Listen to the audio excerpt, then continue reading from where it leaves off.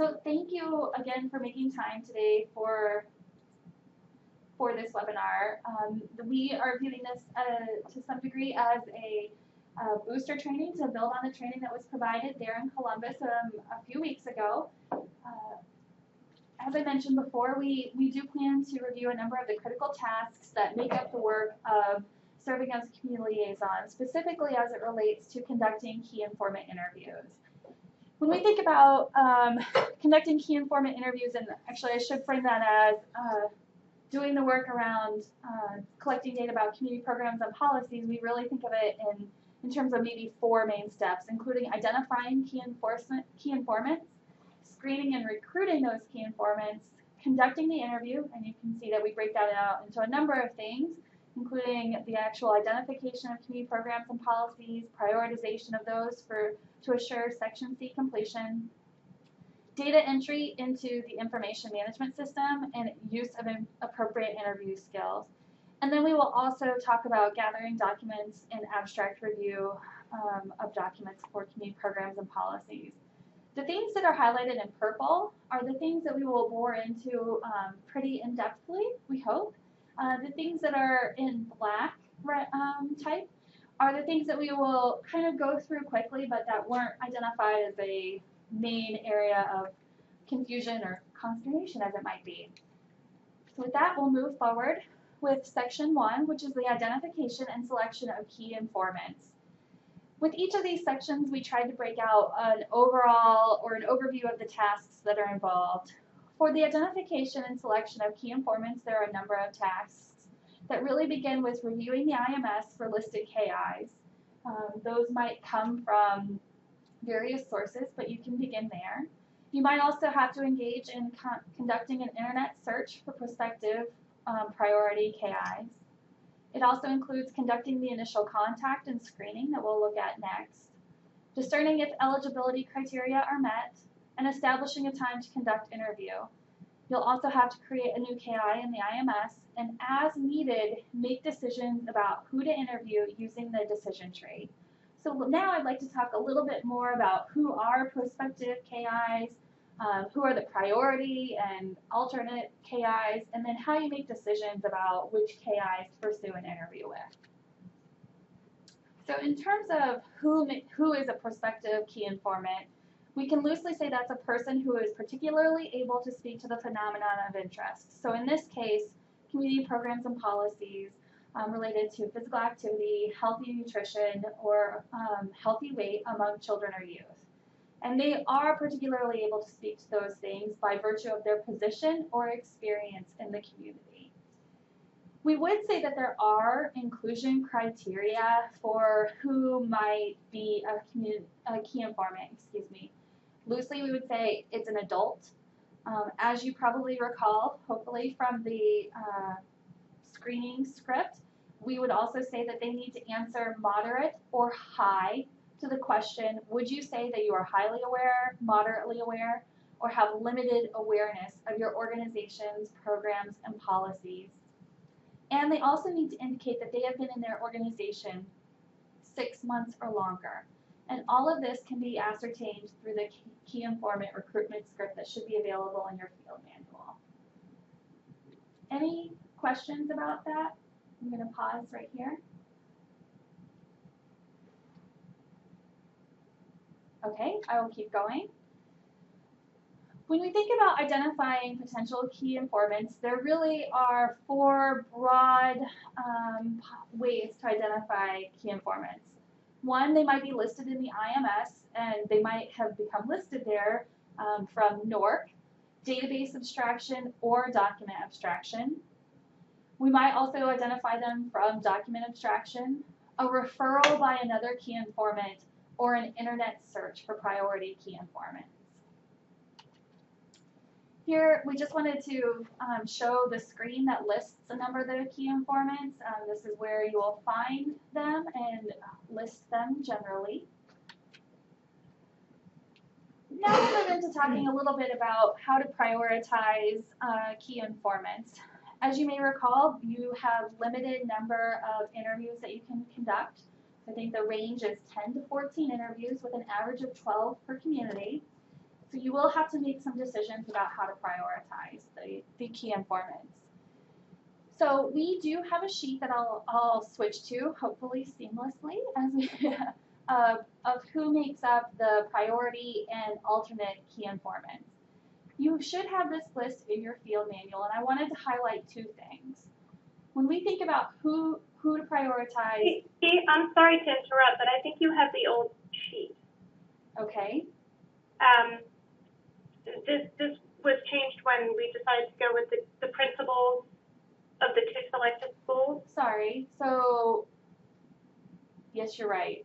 My apologies. So, I mean, everyone has the most recent sheet in their training manual. Great. Just, I mean, they have it, so they're good. Okay.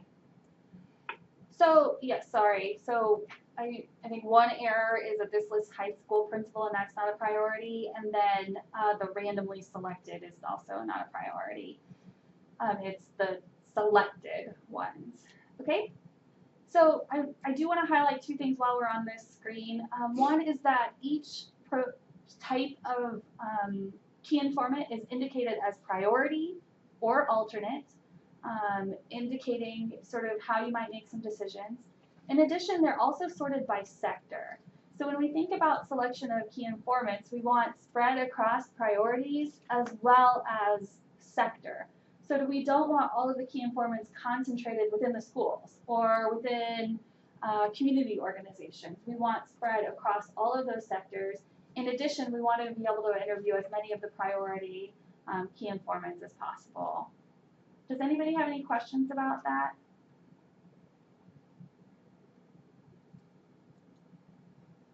Okay. So that sheet, or the correct one, as Meredith pointed out, will be helpful in making decisions about priority key informants. And then I believe you also have a community tracking book that will be used to log choices and decisions about those. I also wanted to talk a little bit about the decision tree that is available to help you make decisions about who to interview. Again, even though I think in a moment I'll switch to that decision tree, which is a little bit overwhelming, but it really boils down to two basic rules for making decisions. One is to assure that priority interviews happen and to assure spread across sectors. So if you look at this decision tree, which I'll bring up now, can everybody see this, or does it need to be larger? I can see it. Okay.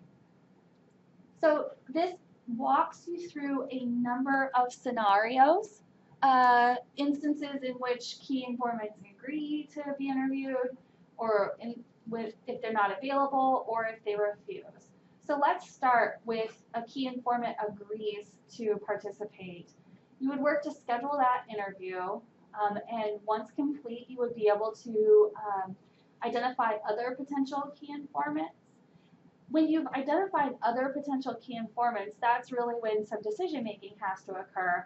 You want to assess whether or not they fall into that priority or alternate role. If they fall into the priority role, you would assess whether or not people from that same sector have already been interviewed. If they have not been interviewed, you would work to schedule the appointment and do recruitment with them. If people from that sector have already been interviewed, you might consider placing them on a wait list. If the person, again, is in an alternate role as opposed to a priority role, you would do, again, that assessment about whether or not key informants from that sector have been interviewed already or not. If they've not been interviewed, you would, again, begin recruitment of that person. Does that make sense? Okay. Now we'll move to the middle scenario, which is what happens if you contact a key informant and they're not currently available.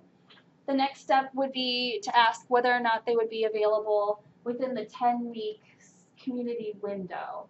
If they are not, then you might ask if you might do an interview with somebody else in that organization. If they say yes, then you would ask, you would try to set up an appointment or do the screening with that person. If they say no, you might ask for additional referrals to other community members. Any other, and then the last category, my apologies, is if the KI upon initial contact refuses, you would ask about whether or not there's somebody else from their organization.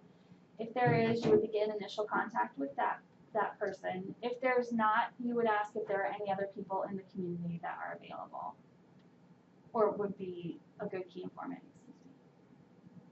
Any questions about the key informant decision tree? This is Martin. What is your thinking at what point you start contacting the alternates? I think it's when you've gone through the list of priorities and gotten as many priorities as you're possibly able to get, and that you still have available interviews to conduct, you would begin doing the alternates.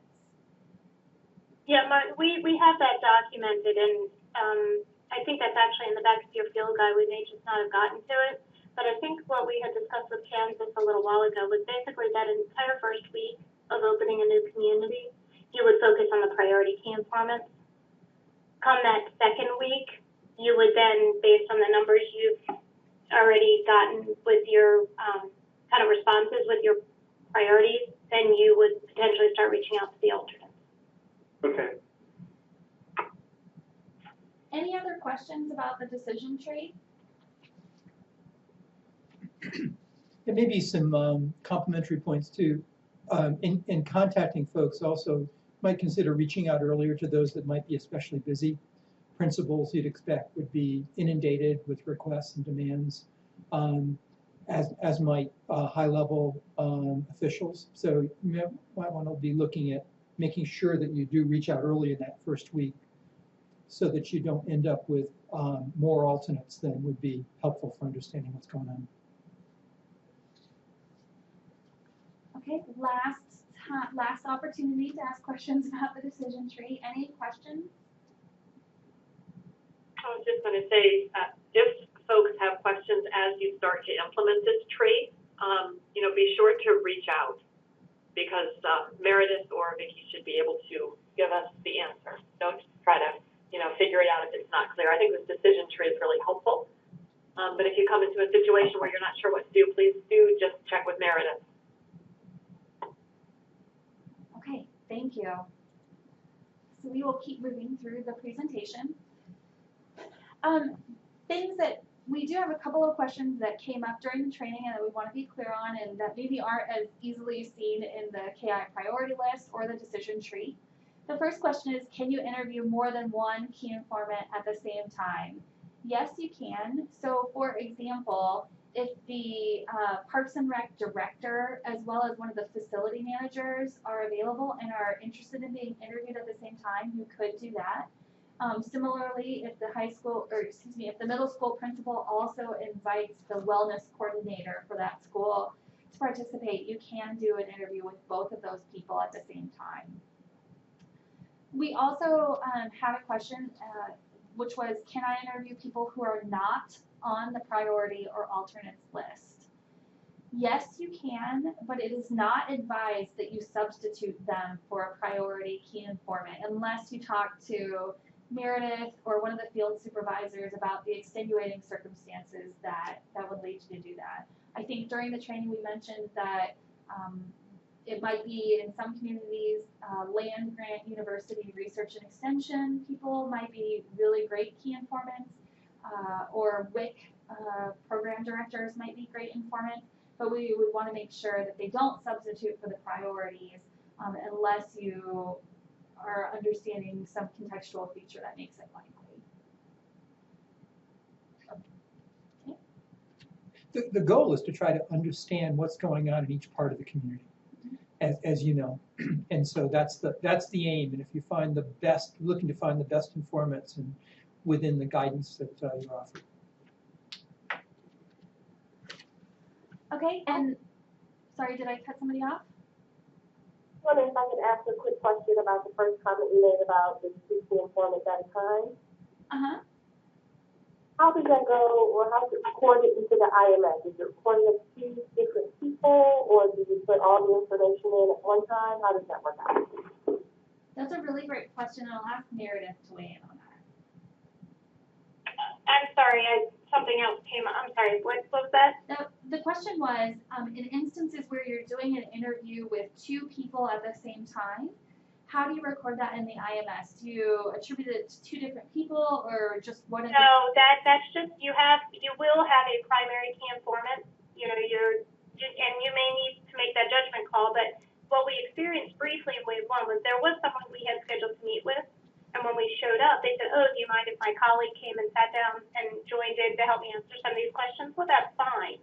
But we're still there with that one particular key informant, and that's who's in the IMS, and that's who we kind of attribute the interview to. Okay. Does that make sense? Yeah. Okay.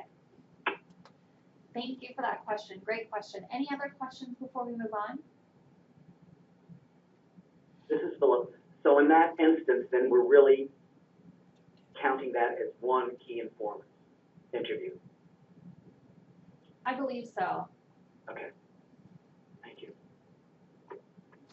So again, just to highlight again the IMS, this is where you would create a list, and you can select from the existing key informants that are listed, as well as create a new informant. We have an exercise that we'd like to talk about with you all and give you an opportunity to practice some of these, this identification and prioritization of key informants. In this scenario, you have, from document abstraction or referrals, you have identified about 18 people who might be interviewed in the community. Please review this list and make decisions about who you would say are priority KIs, so possibly mark it with a P, alternate KIs, an A, which you would mark with an A, anyone that you might omit, or anyone that can be combined into one interview, which you would note with a C. And please note that you can use two codes at once. So for example, if it's a priority that you would combine with somebody else, you could say that it's a P and a C. And I'll give you about 3 minutes to work through this list and identify who you might indicate where.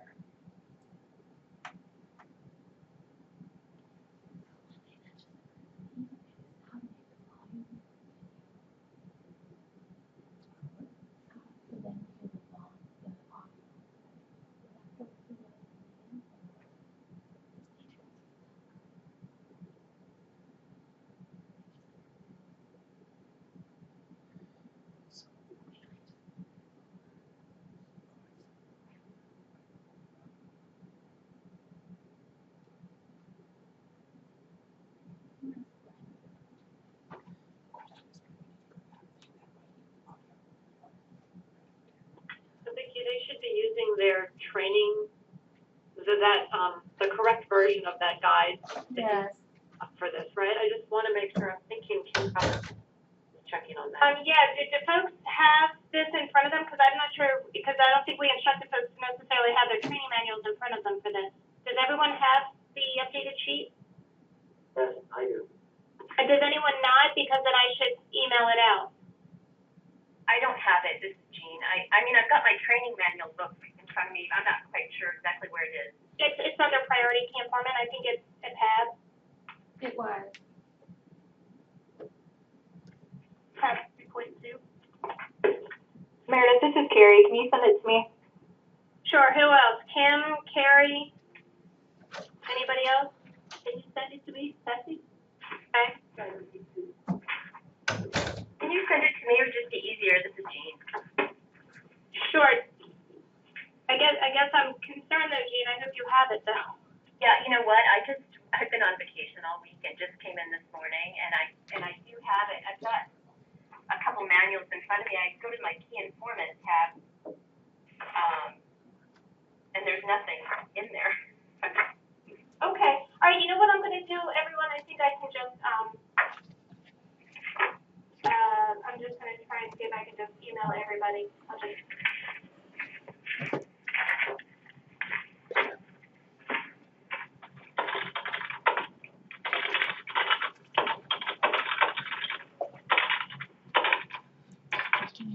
That would be great. Thanks, Meredith. Yep. Hold on. I'm finding it.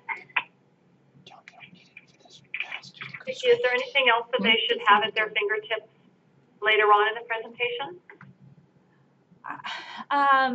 I don't, it would be helpful if they have their training manuals, but I think in general the screen would be okay. Okay, great, because we have some staff who work from multiple locations and may not have their training manuals right there with them.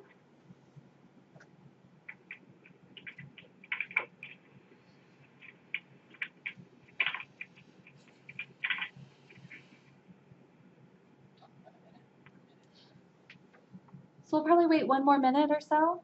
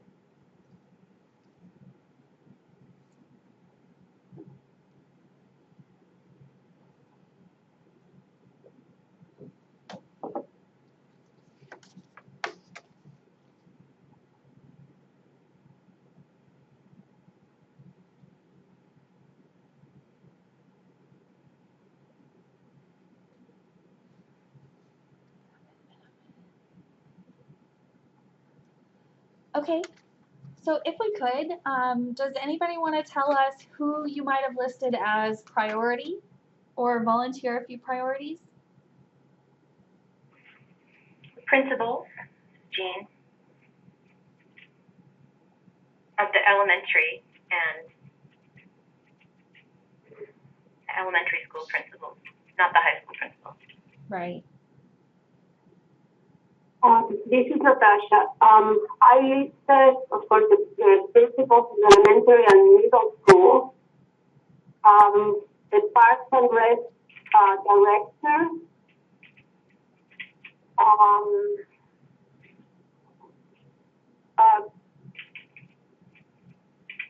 the hospital administrator, and the school wellness coordinator. Actually, Okay. the school wellness coordinator actually I put on the alternate, so that's what I listed as the KI. Okay. Alternate. So yeah, I was just going to ask people that did anybody get? I don't think I heard, and I just might have missed this. The United Way staff is also a priority. Oh. Yes, I have that. Okay. Oh, so they are a priority. They are. About the health department staff. So that's a really good question. The health department director and staff they are priorities.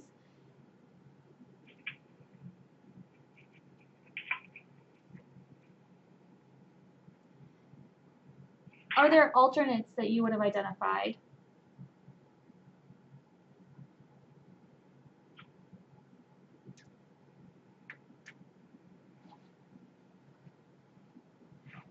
You may be on mute.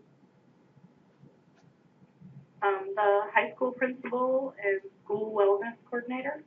Okay.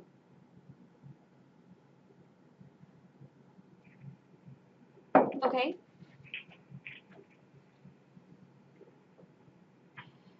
Are there anybody that you might omit if you filled up all your slots?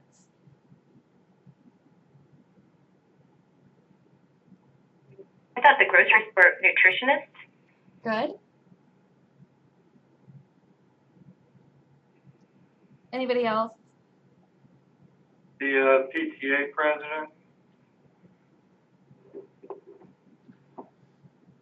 We could imagine, depending on context, that might be an alternate, that might also be another, as you put it. Yeah. The university staff. Uh-huh. And the week staff. You might consider that one to be an alternate, given their role, and I would say In a lot of communities, they'll also be health department staff, so somebody that you might be able to combine with the health department meeting. Also, perhaps soccer league director would be somebody to omit because they might have a fairly narrow set of information that they could provide.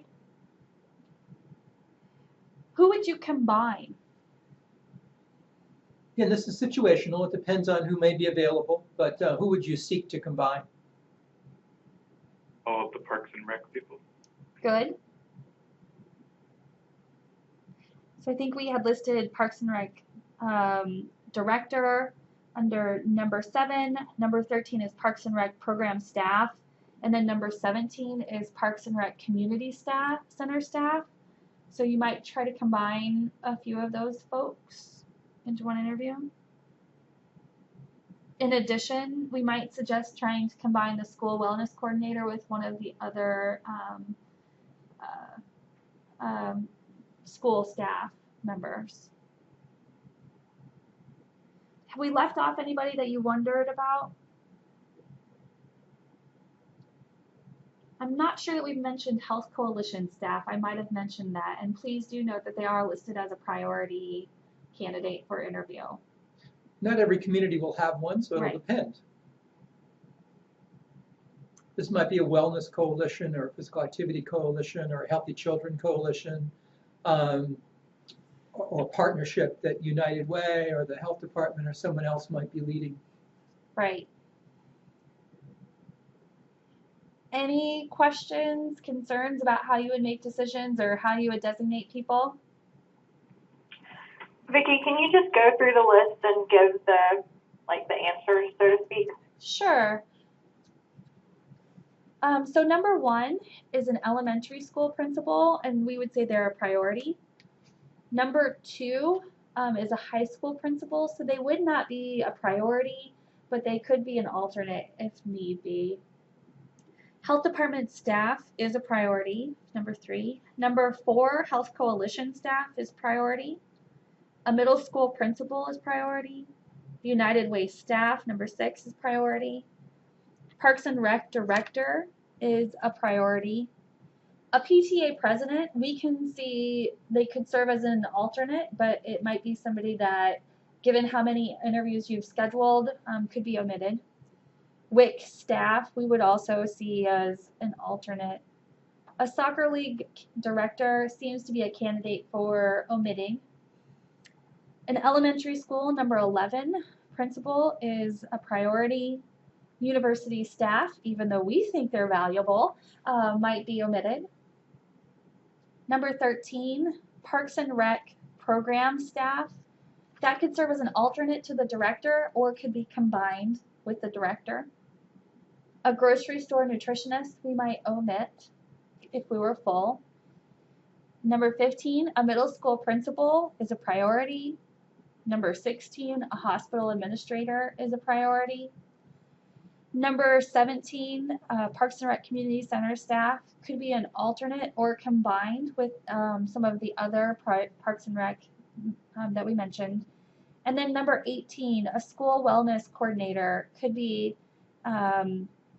depending on whether or not you are able to get the principals, they could be a priority because they serve as an alternate, or they could be combined with others.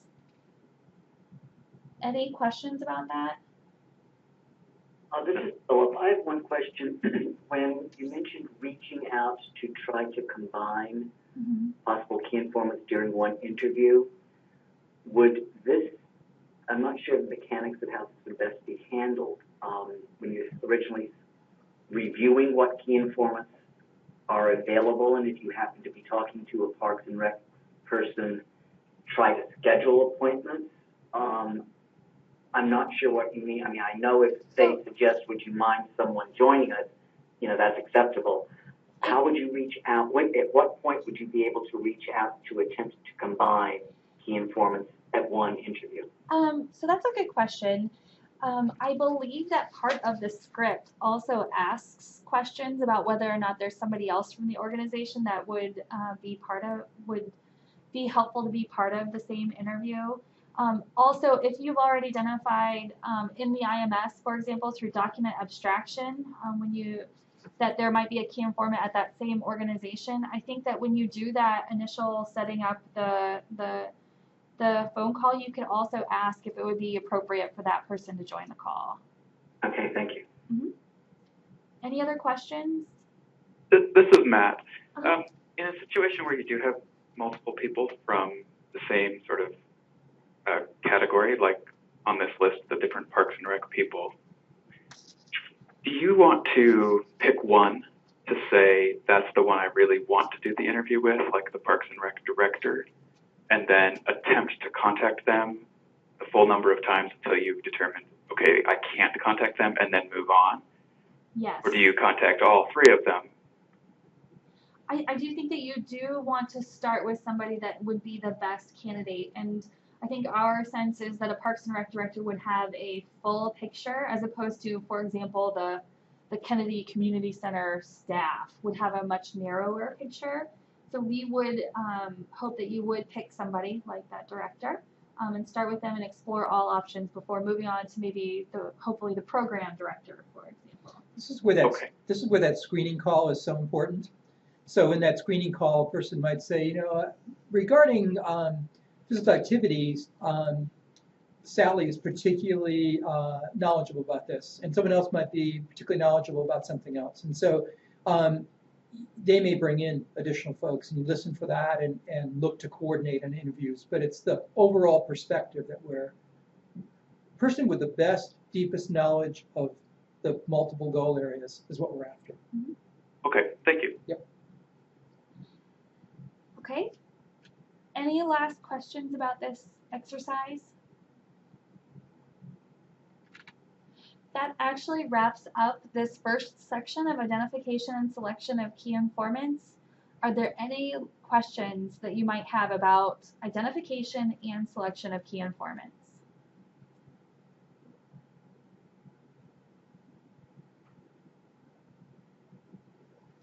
Okay, we will move on. Although we talked about screening and recruiting key informants within this, I just wanted to spend just another moment talking about how you actually do that screening and recruitment. There are about 5 steps, give or take, in that task.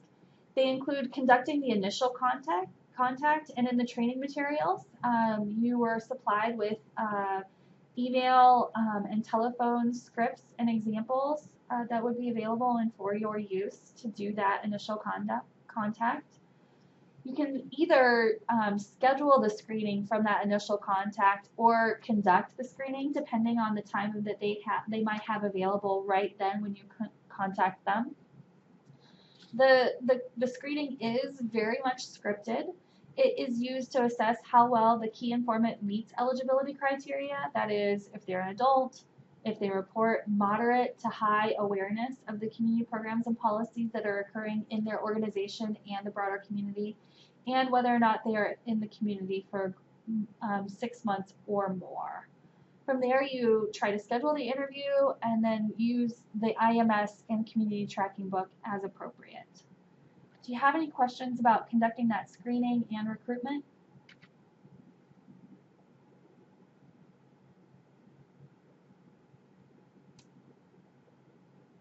Okay, we will go on to section 3 of this training, which we have broken up into several parts. We'll talk about identification of community programs and policies first. Again, we developed an overall task analysis, and this is the overview. You begin by using questions in the Q-by-Q or IMS to engage the key informant in listing community programs and policies. So this is section B of the interview.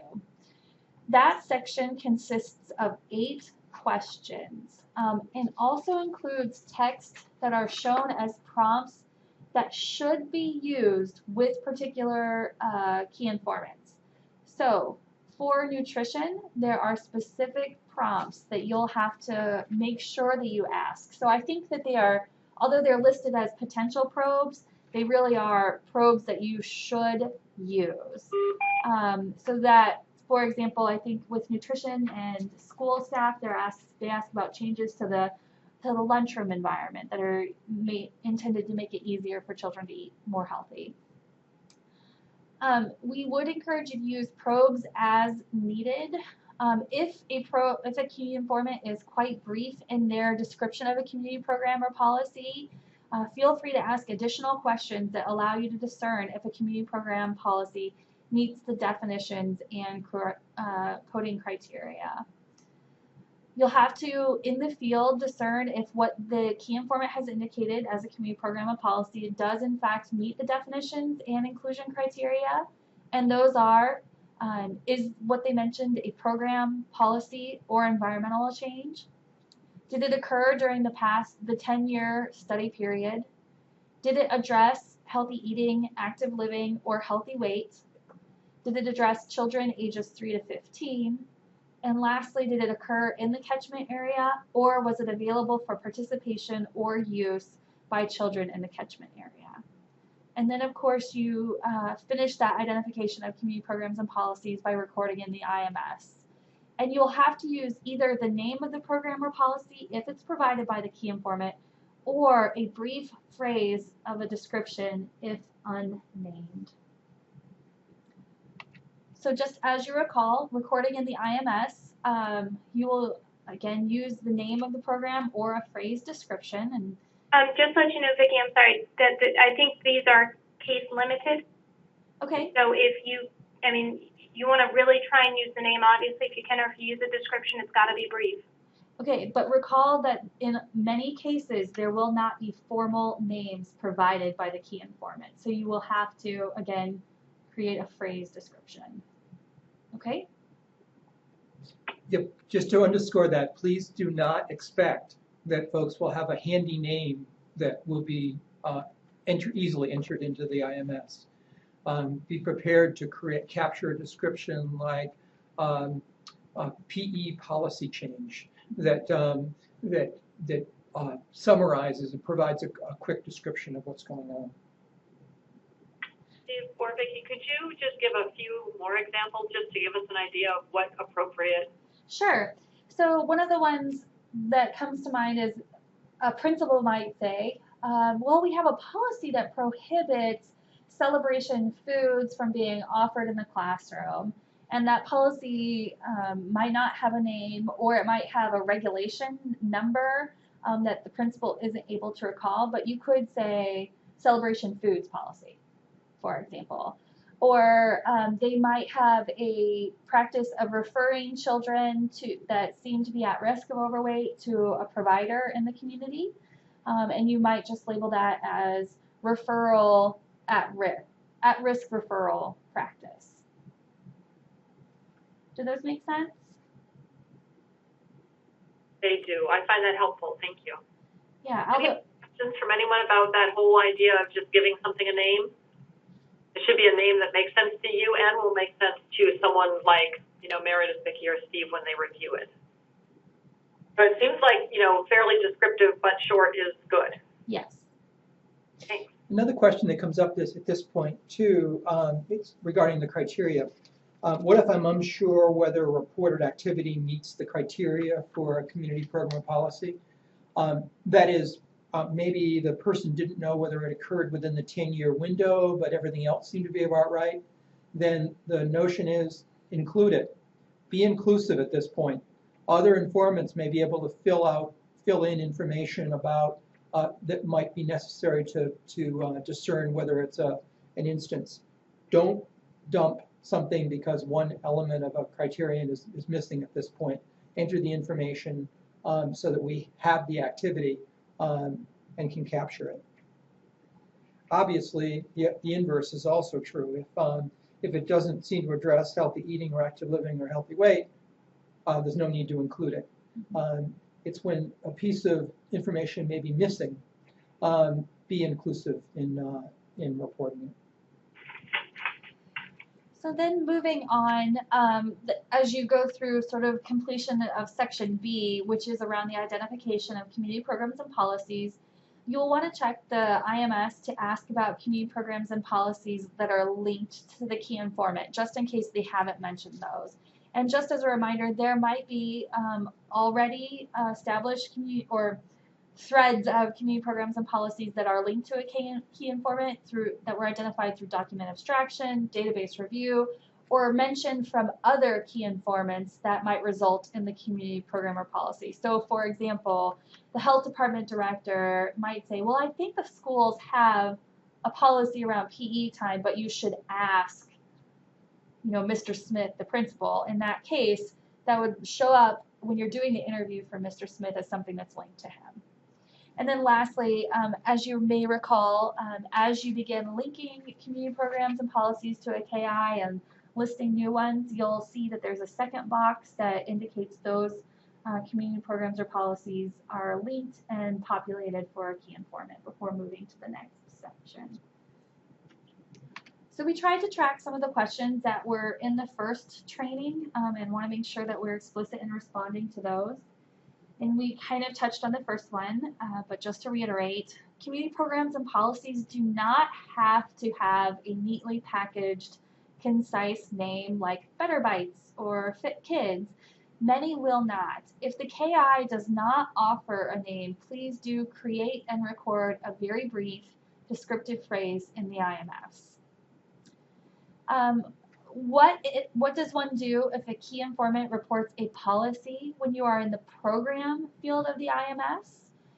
It will be helpful to you, I think, if you have some scratch paper that near you while you're conducting these interviews so that you can use paper to make a note of it and enter it when you are on the policy page of the IMS. What if a KI reports a program or policy related to nutrition when you're in the IMS screen asking about physical activity?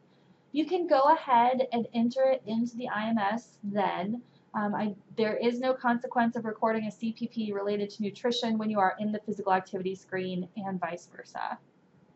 Do those make sense to everyone? Vicki, I'm sorry again. You may be doing this on the next screen, so that's fine. And folks, Vicki's correct that when you're in the nutrition or physical activity, it doesn't matter.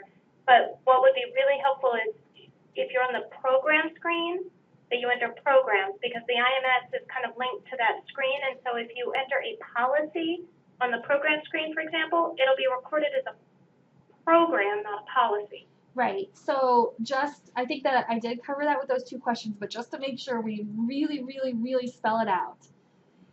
It does matter when you're entering something versus that is a program versus a policy. So in that instance, if they tell you a policy while you're in the program screen, you do need to wait until you're in the policy screen to document it. And that's where, a paper notepad will be handy so that you can make a quick note of it.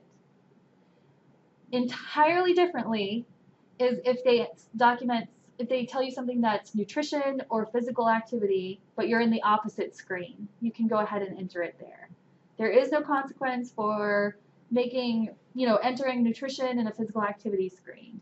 But there is a consequence if you enter a program in a policy screen. Does that make sense to everybody? I know it's a little convoluted, but The reason why that matters is it triggers slightly different questions. yes. So you want to get in the track where it's triggering the right additional questions to respond to. Everybody pretty clear on that before we move on to the other questions? One quick question. God forbid, but say the situation occurs where we actually made an error and recorded a policy as a program.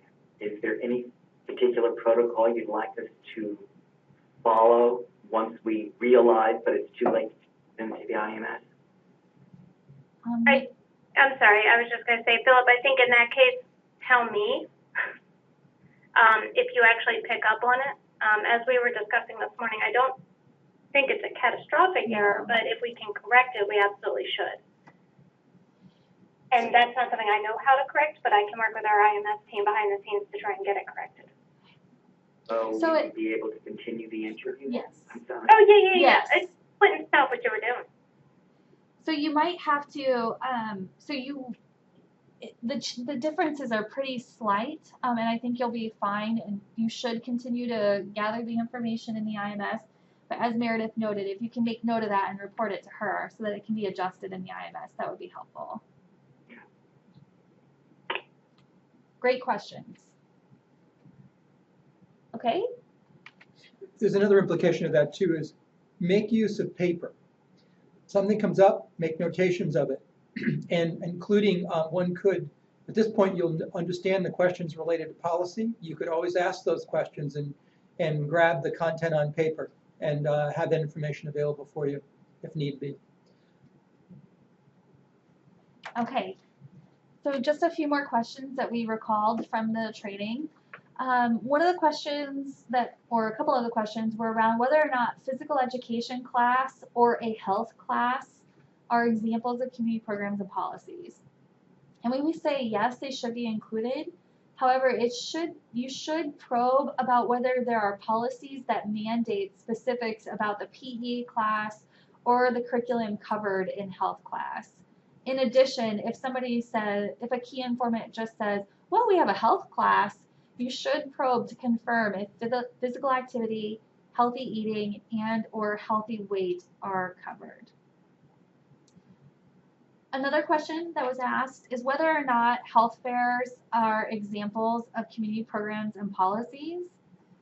We would say that yes, you should include them. We do know that health fairs take very different forms, and certainly some of them are simply a random event in some cases. However, some are in fact part of a bigger program or an ongoing program. And the additional questions that are asked in section C will help us illuminate the distinctions between some of those. So if you are in section B, we would say that you should include health fairs as examples of community programs and policies. Also, just to make it very clear, environmental changes such as parks, more lighting, bike racks, and others are considered community programs and policies. And they should be entered under program.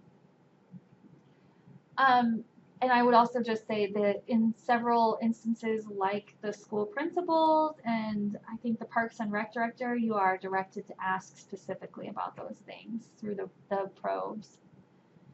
And lastly, is it okay to ask a key informant if what they have reported is a community program or policy? So if something sounds like, gosh, that doesn't really sound like a program, it's not appropriate to say, are you sure that's a program?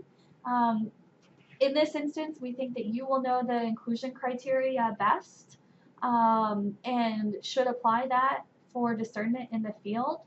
I think that we would feel comfortable if you really just are having a hard time discerning for sure if it's community program or policy, that it should be documented and we can filter it out later.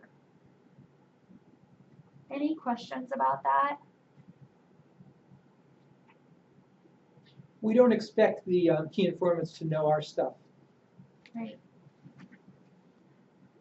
Okay.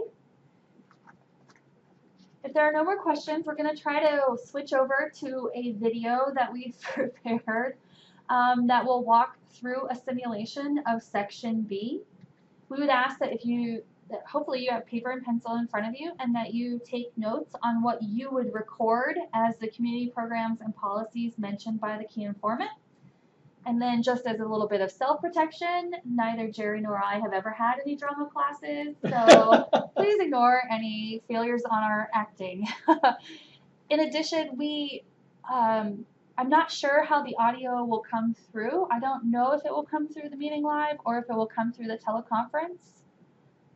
Meredith, do you know if I can do something to make it come through either way, just to assure it sounds decent? No. Okay. So we have tried. We're getting beyond my capabilities. Well, and it's pretty far beyond ours as well. So we will do our best. If there are alarming things around the audio or you just can't hear it at all, please let us know and we'll try to either adjust it or suspend this activity.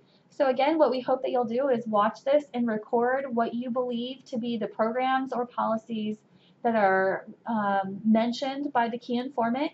And in this instance, the key informant is an elementary school principal. Take note with a brief descriptive phrase. Okay, here we go. I'd like to begin talking specifically about what your organization at Prairie Park Elementary School has done to promote physical activity. nutrition and/or healthy weight among children and youth. We were attempting to document what programs or policies have been implemented. Okay, hold on. Let me pause it and see if I can make sure the volume is as high as possible.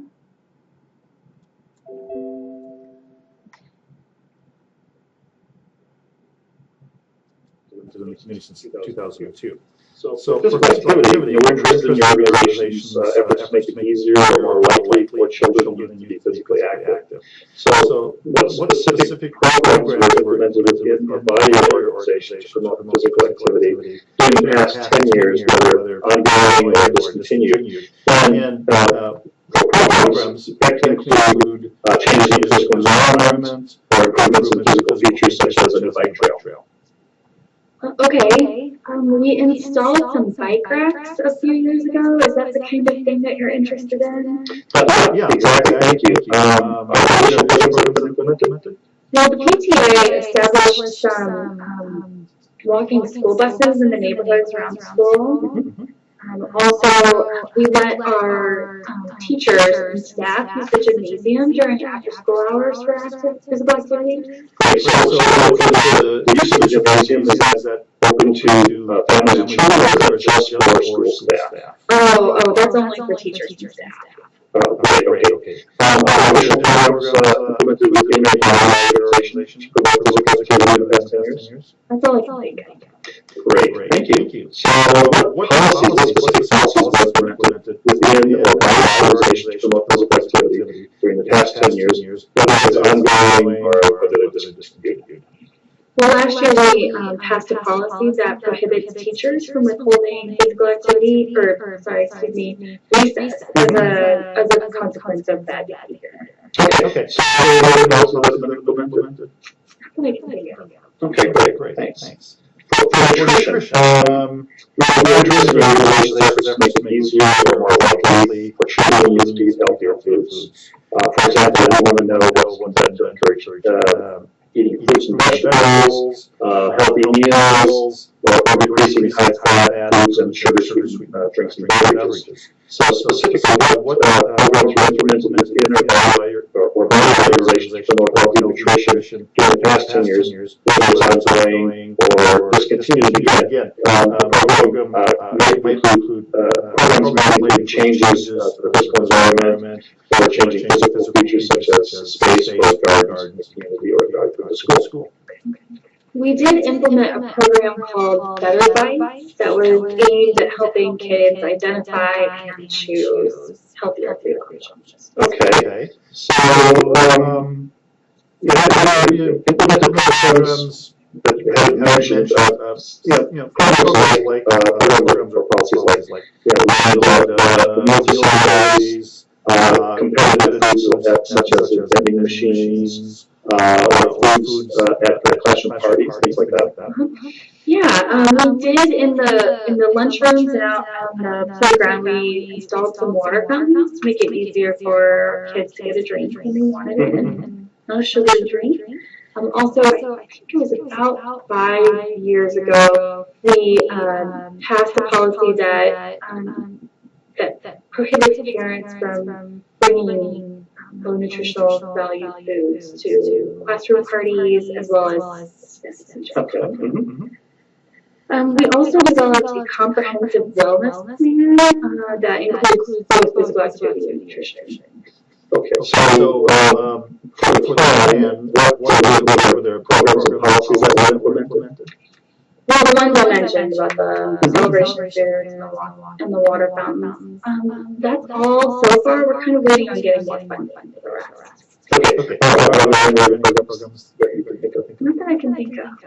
So specifically, what policies have been implemented within or by your organization to promote healthy nutrition in the past 10 years, whether they're ongoing or discontinued?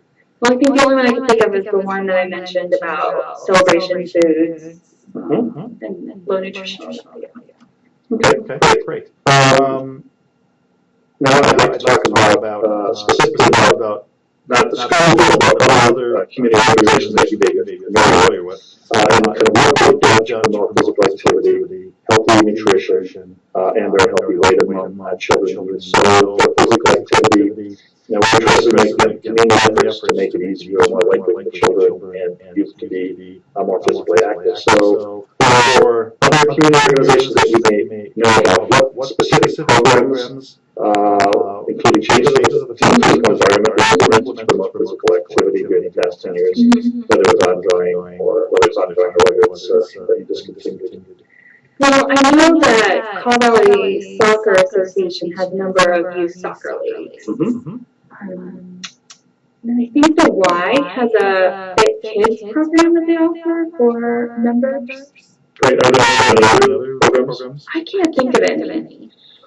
Okay. Are there specific policies that were implemented by the organizations to promote physical activity in the past 10 years, whether they're ongoing or discontinued? I can't think of any. Okay, great. How about for nutrition? So you're interested in efforts to make it easier or more likely for children and youth to eat healthier foods. For example, I want to know what's been done to encourage eating fruits and vegetables, eating healthy meals, increasing again high-fat foods and sugar-sweetened beverages. So specifically related to nutrition, what programs, including changes in the physical environment, have been implemented to promote healthy nutrition during the past 10 years, whether they're ongoing or discontinued? And this is, again, other community organizations that you're familiar with. I think the Boy Scouts and the Girl Scouts have healthy eating programs. Okay, so are those programs that have been jointly implemented by both organizations, or are they separate? I think they're separate. Okay, great. Okay. And then it seems to me that I've heard that the Boys and Girls Club established a CSA last year. Okay, so help me out. What's CSA? Community Supported Agriculture Program. Okay, great. Any other programs that you're aware of? No, I don't think so. Okay, great. How about specific policies that other community organizations have implemented to promote healthy nutrition in the past 10 years, whether ongoing or discontinued? I'm pretty sure that the Boys and Girls Club banned soda from their facilities. Okay, so hopefully I'm gonna switch there. Any initial questions about that video? This is Jean. It was just a little difficult to hear, okay. But I think I captured it fairly well. Okay, yeah, we'll be forgiving for sure. As long as you forgive the fact that Jerry and I apparently prolifically bob our heads. So, did anybody, I think we'll just start off by sort of asking, how many community programs and policies did you identify? Did anybody get 10? 12? 14? 16? Anybody? I got 11, but I think I might have missed one. Okay, 11. Good. Anybody else? I got 9, but I'm sure I missed several because I could not hear very well. Okay. All right. Well, under ideal audio, this is an initial list, but there are certainly things that probably wouldn't make the final list.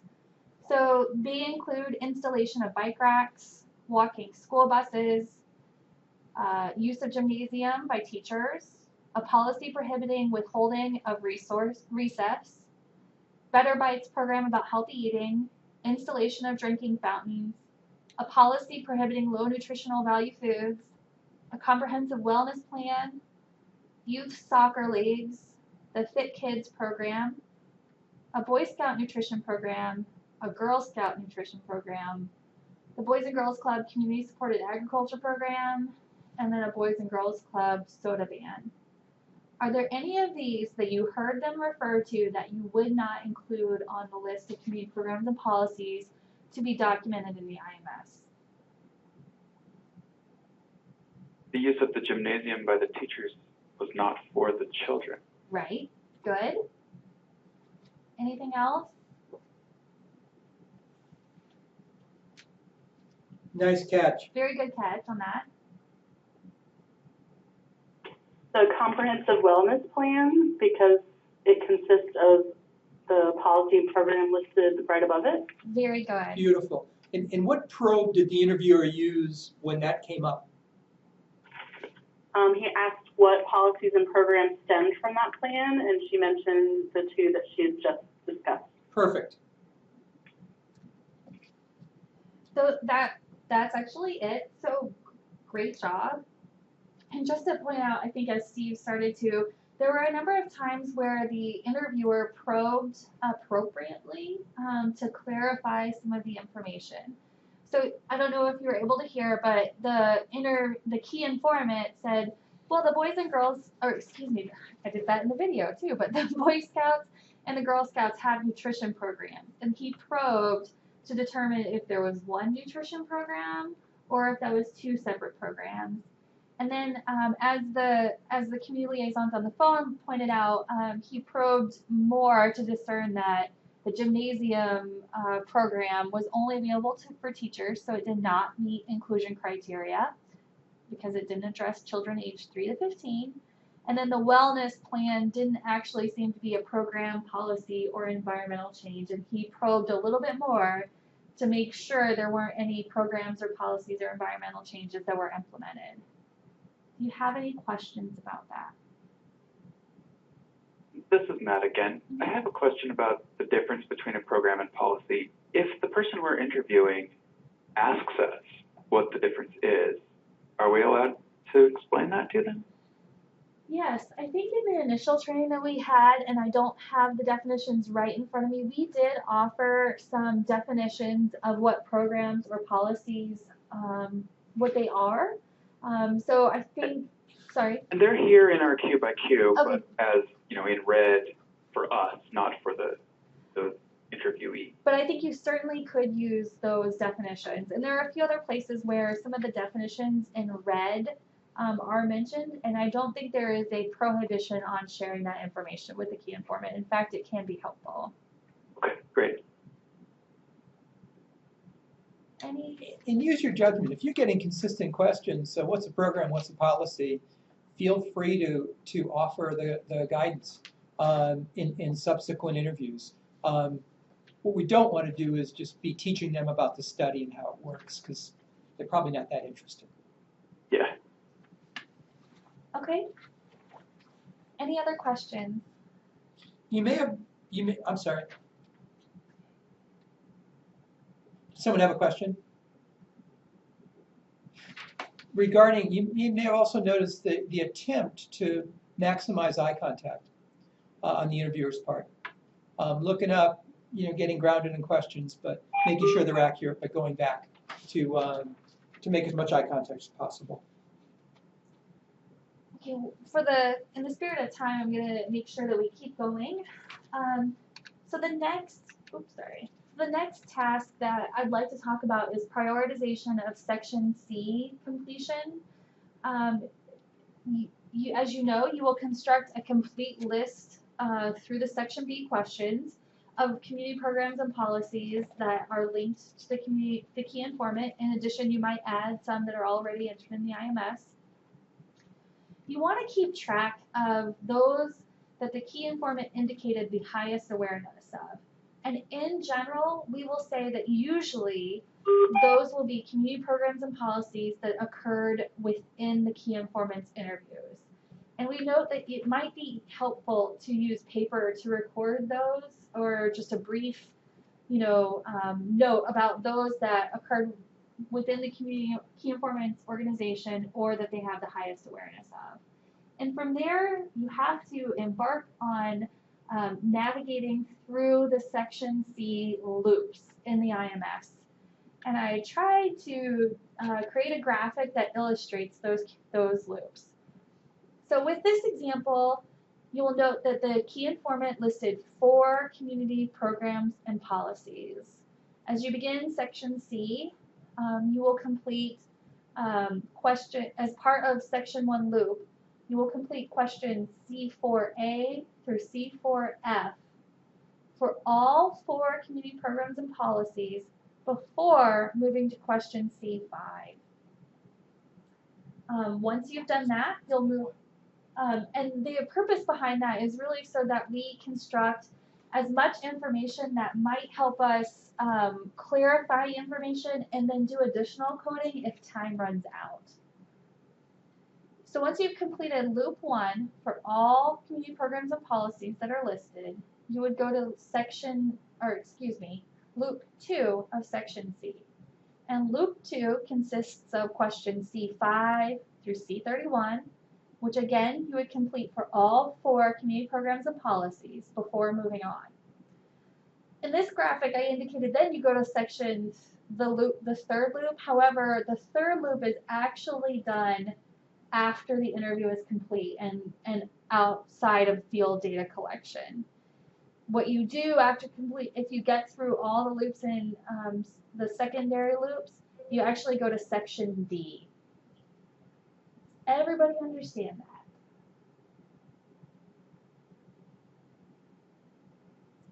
So again, sort of the bottom line for section C is that there will certainly be instances, and probably more often than not, where you have to prioritize the community programs and policies that you've created a list of and discern which to do first. You base that discernment on what the key informant is most aware of, and in general, those will be the things that happen within their organization. And then you use that information to prioritize how you complete the loops in section C. Any questions about that? Sometimes the person may be chair of a task force on child well-being, and she may also have a lot of knowledge about what's going on there too, and so that would make it to the priority set. Mm-hmm. Any other questions? Do we need to determine that priority ourselves, or can we ask them, which of these do you know the most about? I think if they're mentioning it, I would take it as if they've mentioned it, I would take it that they are aware of it. And it's the more distant things. I think I heard that, you heard some examples, I think I heard that that 4-H might have done such and such. We would put that as a lower priority for their explication than the others. The notion is capture, and then other informants may be able to fill in that better. Yeah. Okay. Try to get through as much as you can, though, because these may turn out to be, if they mentioned it, they may be the best informant of anybody in the community on it. Okay. So I know that we couldn't hear the video entirely, but thinking back to the video and what you gathered from it, I'm going to just take a few minutes to sort of say, of all those community programs and policies that they mentioned, and there were a lot, how would you prioritize some of the community programs and policies listed? So again, recall that the interview was with an elementary school principal. So let's start at the top. Would you say that the Boys and Girls Club soda ban would have high, medium, or low prioritization for completion of section C? Low. Okay, good. Thank you also for whoever spoke up. So yes, we would probably say that's low. Mostly because it didn't happen within the key informants interview, and it was one of the last things that they kind of mentioned. What about installation of bike racks at the school? High. High. Very good, thank you. Walking school buses? High. High. Good. Youth soccer leagues?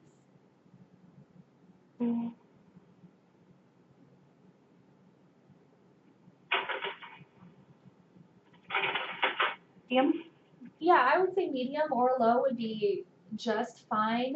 It was something that the key informant seemed pretty certain of, but that certainly wasn't one of the things closest to his or her organization in that instance. I will keep us going in the spirit of time, but you kind of get the sense of how you might use sort of where they indicated the program or policy in terms of whether it occurred within their organization or more in the community, and how you might use some contextual clues like, I think might be something that you would prioritize low versus I'm on the board of the hospital and I know they do this. We should make a distinction here. Earlier, the priority conversation was around key informants and finding them. And there's a finite number of them that can be covered. If your time permits, cover all of them that are mentioned, right? This is just simply a way of start with the ones about which they would have the most knowledge and then move out to the ones where they have less knowledge. That will make the interviews go better and smoother.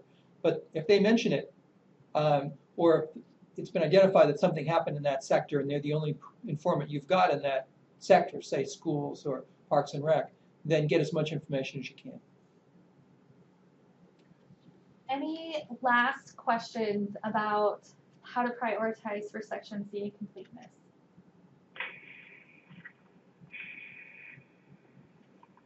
Okay, so the last thing about conducting the key informant interviews that we really quickly wanted to comment on before moving on to others is just some characteristics of a well-conducted key informant interview that are important. We would say that high familiarity with the instrument is really important and will be helpful in being able to discern what comes next in the Q by Q and IMS, and just in general help you fill some of the other characteristics like conversational tone, eye contact throughout, ability to respond appropriately, and then also respond well to new situations and unexpected responses from the key informant. Just some initial observations, and we do know that it was very early, but just some initial observations from the in-person training were a general lack of familiarity with the interview script, maybe some being distracted by the IMS, and then unease with handling responses from the KI that did not fit neatly into the IMS. And so to that end, we've answered some of the questions like, what if there's not a cute name? But there might be some other things. So we just have a few tips that we'd like you to consider. The first and probably easily one of the most important is to practice using both a Q by Q script as well as the IMS. And if you are able to practice with a colleague who's familiar with this, you might ask for some feedback about how well you are doing, or maybe suggest have a friend or partner do the practice with you so that they can tell you how conversational you are, or how much eye contact you're making. Please do ask questions about things you do not understand. So I think Meredith and I are very open to questions that you might have, so please feel free to reach out to us. And then I think one of the tips that we feel kind of strongly about is making sure that you do have some pen and paper for taking notes as needed, because I do think in the spirit of assuring that you can handle things that are unexpected or new pretty well, it might just be easiest to write them down to track them. So those are some of the tips that we might have. Any questions about that? Again, sorry? I have a quick question about the IMS and being distracted by it. Mm-hmm. We know that sometimes it can take some time to move through it. Mm-hmm. And I know in the in-person training, it was specifically mentioned that we should not say anything about I'm waiting for my computer to catch up type of situation. But what do you suggest we do? You know, it's possible sometimes to move on to the next question if you already know what the next question is, but yes. Get too far ahead of yourself, you're going to be in a situation where you're, asking questions and trying to enter the answers from 2 previous questions ago. Yeah. That's a really great question, and you set up the segue to my next slide very well.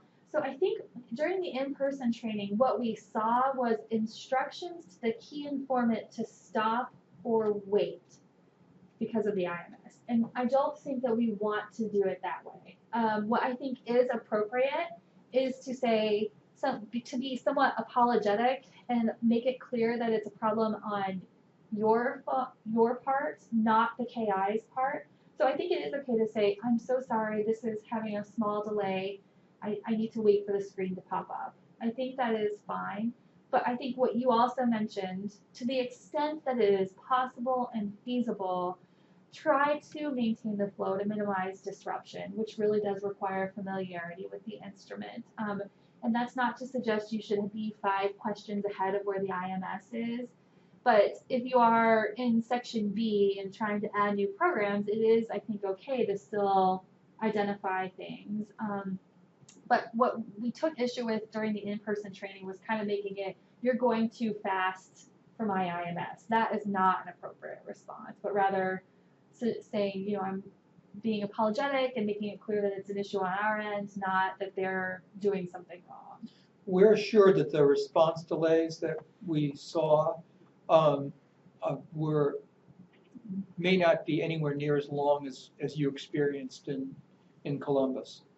So for the machine responding to in refreshing. So we're hopeful there'll be much more rapid refreshing rate. Okay. Thank you. Any other questions? I was wanting to know, I know that being in a school before, there have been situations to where the principal may be in the middle of something and a disciplinary issue comes up and they are going to have to excuse themselves, apologize, I'm sorry, I can't finish this, we've had an emergency that's come up at the school. How do we need to handle that? Just shut the interview down and go from there? I know that, there's a possibility it could happen. Well, I think what we would suggest first is that you attempt to schedule additional time if you haven't used the full time, particularly if you're on the early end of the interview. See if you might be able to follow up with him or her to schedule an additional phone call. That might be an instance, one of the strategies that might be helpful in that is if you have combined an interview, you might be able to continue with the other person participating. But I think that we would hope that you'd be able to schedule an additional time to connect with him or her. Okay, thank you. Yeah, Lisa, and if you need to do that over the phone, that's okay too. Right. Absolutely. Any last questions on just the general conduct of key informant interviews? Okay, in record speed, I'm also going to go through very quickly what it takes to get the tasks that are involved with gathering and abstracting documents. In general, it consists of checking the IMS for documents that are already gathered, and again, those might have been identified through internet searches, screening and recruitment of KIs that has already occurred, or other documents. So there might already be a number of things listed. You will systematically review the full content of each document. From that information, you will create listings of community programs and policies that do seem to meet the definition. You will also include programs and policies that, sorry for the typo here, that seem to or may meet the definition, but certainly more information is needed to discern. In the IMS, when you've documented these, if it's possible, try to link the community program or policy that you're documenting to a key informant or a document. And as information becomes available through the actual document or key informant interview, complete the full characterization. So that is section C of the community program or policy. Do you have any questions about document abstraction? Again, that was in the in-person training. It seemed that went fairly well. Any last questions about that?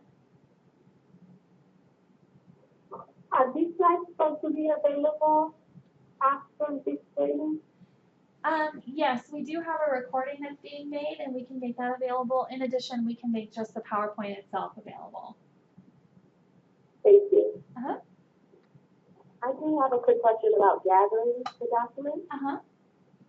Is there a certain number of documents that we should aim to gather, or how much is too much? I don't know if I have to review the full documents and abstract them. Are we attaching a number of hours worth of work to commit to, gathering and abstracting, or how will that play out? Meredith, do you want to respond to that? Actually, I believe, Lisa, are you still on the call? I am. Yeah, so I think, I don't know if this is something we want to discuss now or we can discuss after this training, but we will be giving you some guidance as far as the number of hours overall to be spent each community working each of the components. So that'll be coming unless you want to say anything more specific at this point, Lisa? I don't think at this point, given that it's 12:59 and we have to jump to other calls. Okay. Or 1:59 on the East Coast. Right. Okay, so just be aware that we recognize that you have these questions and we will be providing you more specific guidance because there's a lot of things you're going to have to juggle and balance and within a short period of time. So we will be getting that to you. Okay. And then lastly, just to preview some of the next steps in this training and certification process. Today, we will send you a knowledge assessment link to a SurveyMonkey that you will need to complete to assess how your knowledge is regarding these tasks. You will need to complete that prior to the certification call that is scheduled for next week. The earlier you're able to complete it, the better, because that way we might be able to reach back to you if there are any issues. We also would like you to complete independent practice opportunities. So we will send you a document that you will need to abstract and enter into the IMS. We will also be sending a practice video for you to review or view and document the community programs and policies in the IMS. And again, please excuse bad acting. We also ask that you do 2 independent read-throughs of the Q by Q script. We will send out a checklist of these items that needs to be completed prior to your certification call scheduled next week.